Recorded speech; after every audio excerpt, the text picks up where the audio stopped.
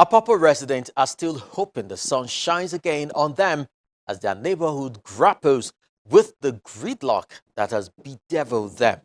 The bridges are not safe, the roads are blocked, but life must go on. They once again echo their fears and blame their plight on insincerity and the lack of will to act. Heading to Apapa?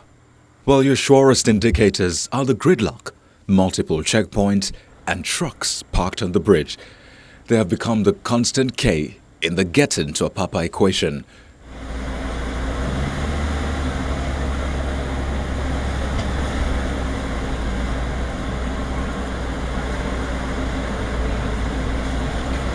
But for those who ply this route on a daily basis, this has become a cross to bear, while for the residents, it is one hurdle they hope to cross over as soon as possible.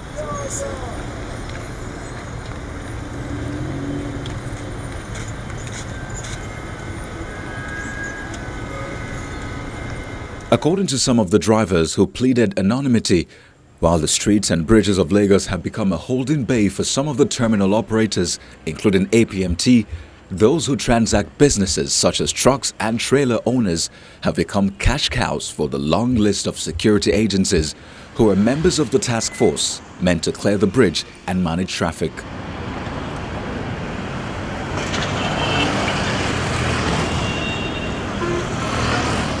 They claim that none of the trucks get this close to Apapa except depart with some cash. They are also meant to pay demurrage for every day they default in getting their containers back to the terminals. This situation and its many twists and turns, according to some of the residents of Apapa GRA, are reasons the gridlock is not abating, and they fear the effect on infrastructure and lifestyle, which is getting louder by the day. You can see the bridge now, and it's been like this for quite a while, perhaps about 8 years. The residents and other stakeholders have informed the Lagos state government and the federal government that the situation is not good enough. Having the tankers static on the bridge is not good. Now, perhaps the governments feel that it's something that is far-fetched or that something cannot happen. But it has in the past in other places. Imagine if this bridge buckles under the weight of petroleum-laden tankers. On impact, the explosion will be unimaginable. There will be mayhem with destruction and the catastrophe that will follow. Now, with the corn oil depot there and Fort Oil, and here you have Mobile, Total, and other depots with their tank farms.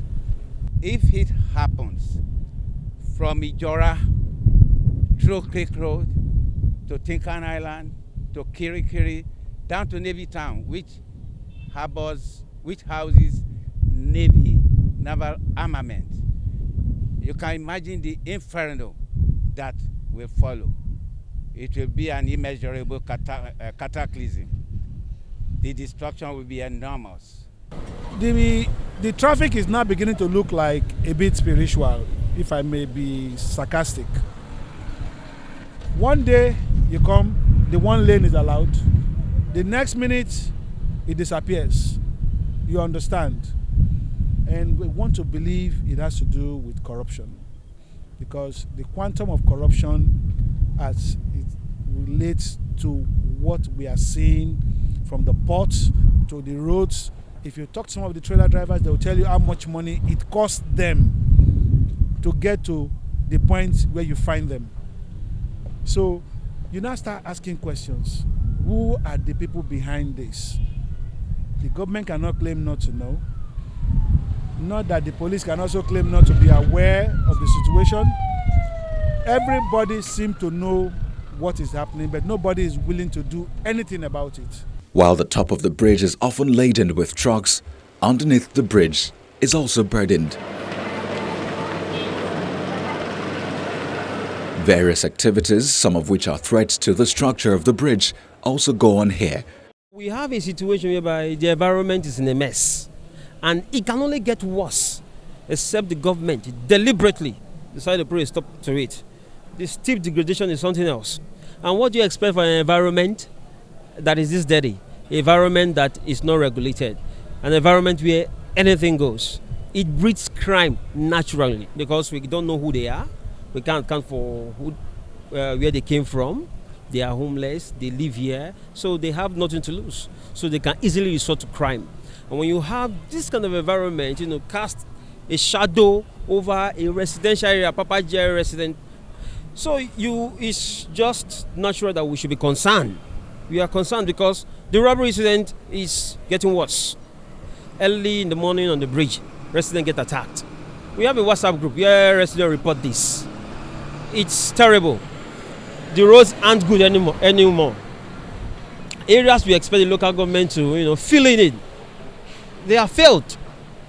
So we just have a disorganized environment, and we really want the Lagos State government to come do something about it. As for this resident, he feels through active connivance between relevant agencies and some multinational maritime organizations, Nigeria is being shortchanged and taken for granted. 10 years ago, I was neighbors with them in Apapa here, and one of the very senior managers actually asked me, why do we allow their own company to continue to treat us like this in Nigeria? I said, why do you ask? He said, we're doing the same operations in Oman, and number 1 to 5 on the organogram are Omanese who don't even have to come to work and determine what they do and what they cannot do. What is their corporate social responsibility to this host community, Apapa? I'll show you something.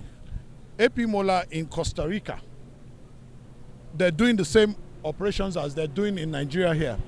But they went to Costa Rica to build their own port and terminal for containers only. Part of the conditions of their presence in Costa Rica was also to build a power grid, a substation, from which they will not be connected to the national grid. They will generate their own electricity, and then they will also give the remaining to the host community. Is that the same thing that's going on here? No. Look at all this bridge. See, everywhere you see here, containers.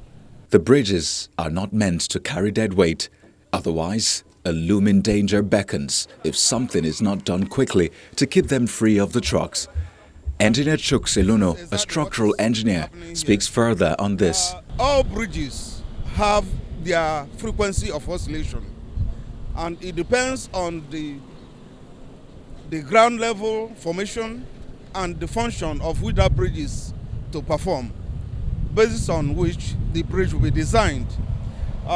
If you look at in the 1970s, what could have been designed is not what we are seeing now. What could have been designed for is not what we are seeing now.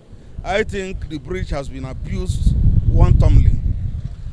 You can also agree with me that the vibration of oscillation has seriously overwhelmed the bridge. Between membranes, the structural flexibility or rigidity of the bridge has been also undermined, in that when you stay on top of the bridge, you see it deflecting more than necessary. And now, these bridges are suspended on fixed items and also on rollable bearings. Now, the rollable bearings are mounted on pads. These pads are affected by the constant flapping of the bridge as it takes heavy load. And that could cause the bridge to fail. It could cause the bridge to derail. In that, we also see that the expansion joints, which were made to take care of extension of the bridge during hot period and contraction during cold period, has widened, and the bridge is already scraping from there. It means that failure is imminent. If you are packing trailers and trucks on one side, it means that it's not more uniformly distributed. There is possibility of skewness, and this bridge can overturn. We've seen it happen several places. Now, if you go around under the bridge, you see all manners of people cooking, making that place their place of abode, parking vehicles, and other things. Some few years ago, about 5 or 6 years ago, we had a bridge, just an extension of this bridge got burnt, and we nearly lost that bridge. Thank God the governor at that particular time took corrective action and it was stopped.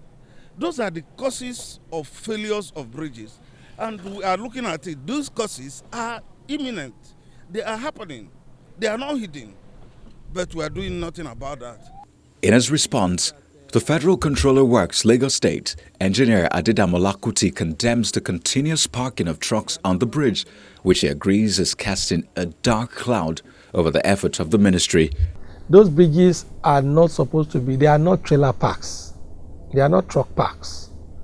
And you see, those bridges have been designed for movement of vehicles, including trucks, but not for them to park and remain stationary on those bridges. You see, when they stand on those bridges and they are parked there, they constitute additional load, additional dead loads, which is not designed for. And mind you, some of these bridges have been there since in the 60s and early 70s. As at that time, nobody envisaged this. So all we are saying is that they should move, they should leave our bridges. They should, because anybody coming to do business in Lagos should be able to have a park. Once you should be able to have park. There are private parks all over the place. And then the call-up system at the ports should also be improved upon. But whichever way, we don't want them on our bridges. He is optimistic that the proposed trailer park being constructed by the government will begin operations soon. Truck park has a capacity, for 350 trucks, 350 trucks, and it's almost it's substantially completed. The only outstanding work has to do with the electrical aspect, getting a generator, a transformer, and the rest of them. So as soon as that is, and of course, the government has already appointed a manager, a company to manage it, and as we speak, in fact, some months back, it was open to, for public use, and very soon, all our works will be completed as far as that truck park is concerned. While these efforts are ongoing, the relevant agencies responsible for enforcement and regulation of port activities are expected to take up their responsibilities with utmost dedication. The task force has more to do to purge themselves of the bad eggs that are exploiting the situation to milk the truck owners of their hard-earned revenue. For now, all hands must be on deck to fix Apapa and ensure the nation's infrastructure are not left in harm's way or taken for granted. We have reached out to the APM terminal operators, an international port and container terminal operating in Apapa. Hopefully, we should get to know more about some of the operations and the challenges in delivering expected services to the country.